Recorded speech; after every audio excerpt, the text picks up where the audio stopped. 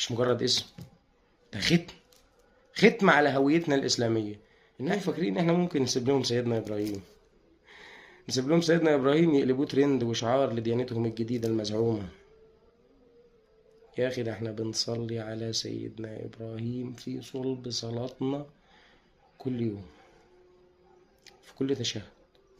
اسم سيدنا إبراهيم عليه السلام على لساننا كمسلمين، بنطلب من ربنا يصلي عليه كما صلى على سيدنا محمد، ويبارك فيه كما بارك في سيدنا النبي صلى الله عليه وسلم.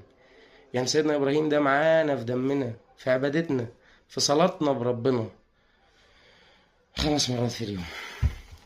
مش مجرد اسم، ده ختم على هويتنا الإسلامية. احنا اللي ماشيين على ملة إبراهيم الحنيف، احنا اللي ماشيين عليها فعلا مش كلاما. هما اللي عايزين ياخدوا الاسم واحنا اللي معانا الأصل.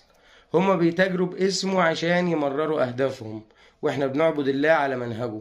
فما تجيش تقول لي إبراهيمية، لأن إبراهيم عليه الصلاة والسلام بريء من كل توليفة بتهدم التوحيد اللي دفع حياته كلها عشان يثبته. فالدرس اللي نطلعه من هنا إن سيدنا إبراهيم ما كانش شعار للتمييع، إبراهيم هو منهج للثبات.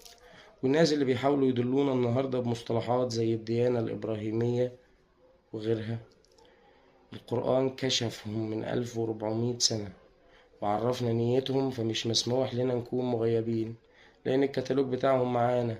يا جماعة اللي بيحصل ده مش مجرد سياسة ولا شعارات، ده صراع على الهوية. هما بيحاولوا يسرقوا سيدنا إبراهيم مننا، يفرغوه من محتواه ويستخدموه غطاء لتمييعه وتزويبه، ويحط لك الفتنة إنك تشك. بس أنا بقول لكم سيدنا إبراهيم مش شعار، سيدنا إبراهيم كان منهج. ده احنا بنصلي عليه في صلب صلاتنا 5 مرات في